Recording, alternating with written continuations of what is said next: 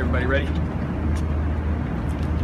All right, good morning. My name is Brian Manley. I'm the Chief of Staff for the Austin Police Department. I've got members of the Executive and Command team here, along with supervisors for the Downtown Area Command and command from the EMS services as well.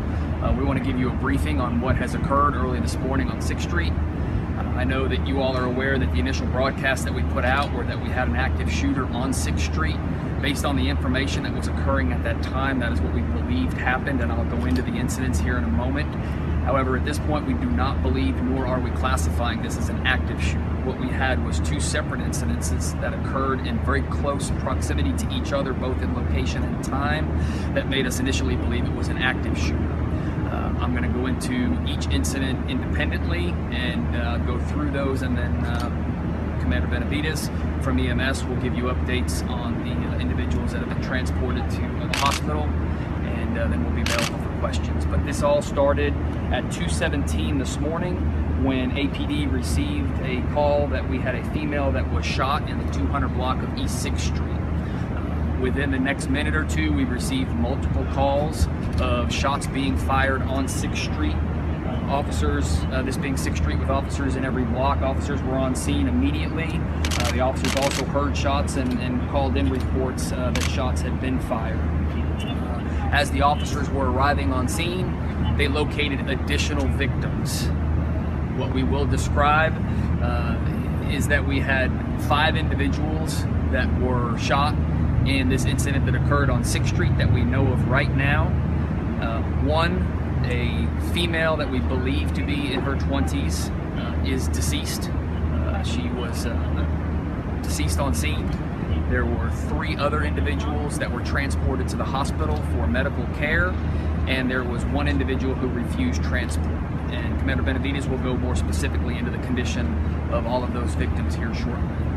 But again, as officers arrived, as you can imagine, with this being shortly after 2 a.m. and the large crowds that we have on 6th Street at this time, all the individuals leaving the bars, it was a very chaotic scene. A lot of people running in different directions with all the gunshots that were coming out.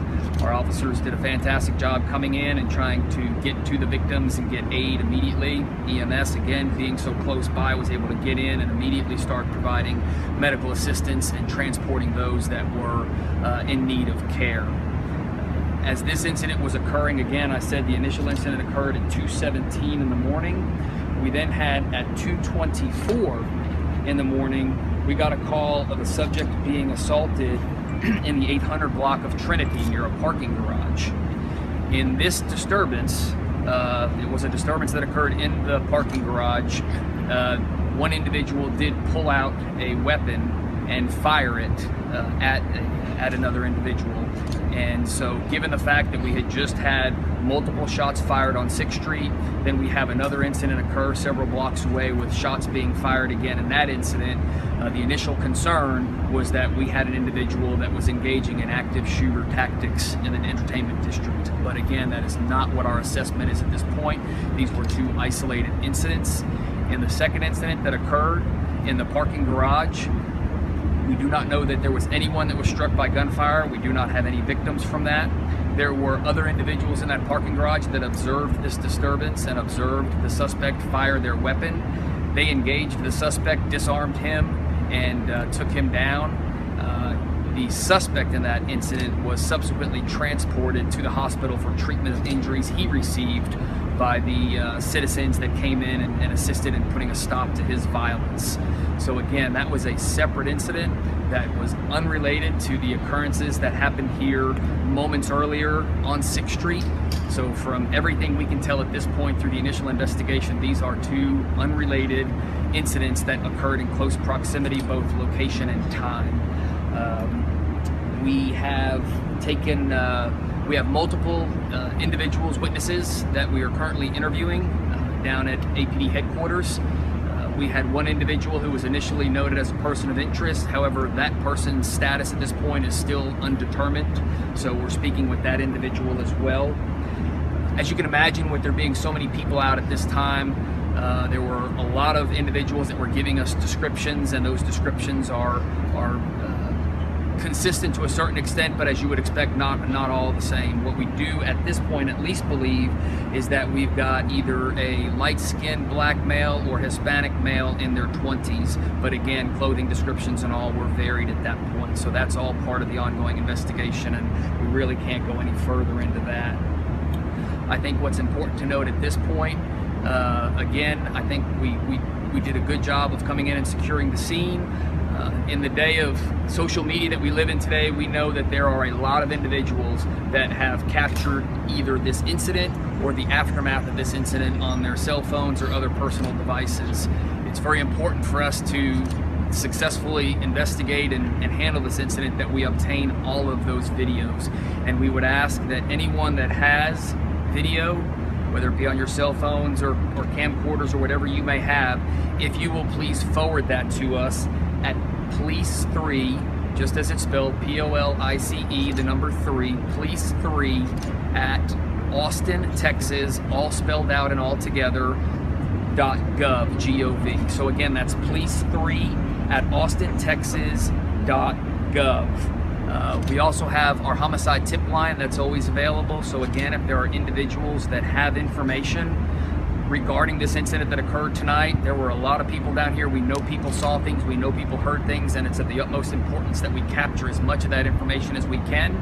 So if you have information that's important, our homicide tip line is 512-477-3588, and we ask that you call that number again if you have any questions. At this point, I'm going to ask Commander Benavides to give updates on the status of the victims that were injured in these occurrences tonight, and then we'll open it up for any questions that you may have. However, realize we've got a lot going on right now. We're very early in the investigation. There's going to be information that we can't discuss to protect the integrity of the investigation. However, we will take a few questions and maybe be able to provide a little bit more information. Commander Benavides. As Chief Manley said, at or around 2:17 this morning, we received a call for multiple patients reported from a shooting with multiple GSWs. In that, from the first incident, as Chief Manley has already spoken, I will discuss the patients from the two separate incidents. In the first incident, we treated and evaluated 5 total patients. Of those patients, one of them was pronounced dead on scene. As Chief Manley said, it was approximated age of a 20s female. We subsequently transported 4 additional patients, that's 3 additional patients to University Medical Center Brackenridge.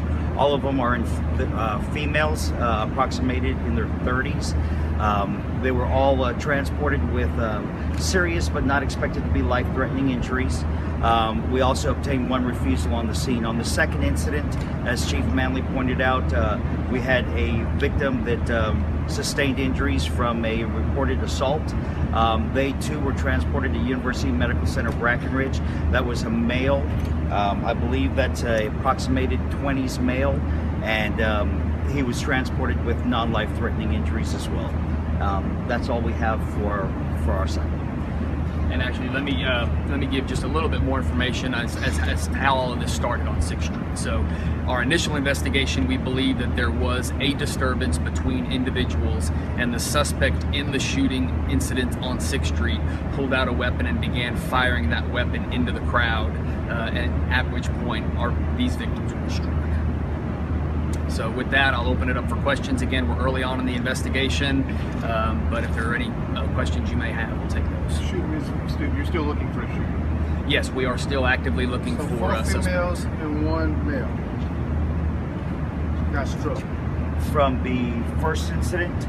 All tonight. We had, all together with both incidents, would be 6 patients, but 5 from the first. Okay, does anybody else from the media have questions for us? What are some of the challenges in this case right now?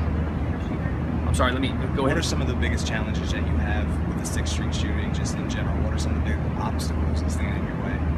Well, again, I think that this one, as far as obstacles, I think we have the benefit of the fact that I think there's a lot of people that have captured either the things leading up to, or the disturbance itself, or the aftermath. So I think that it's important that we get our hands on all of those videos, and we're able to investigate those as part of the investigation. So again, we would ask that people call or send us the videos if you have them. Did APD release any Other shots? questions from the media? Do you believe the please? suspect's still armed? Is there a threat to public safety? As far as whether the suspect is still armed or not, we don't know that. We don't know who the suspect is. We've not had a chance to talk to them. As far as any threat to the community at this point, you know, the scene is secure. We've locked down 6th Street, as you can tell. It's an active investigation. So at this point on 6th Street, we're not aware of any other threats. Any tasers, any shots fired by the cops?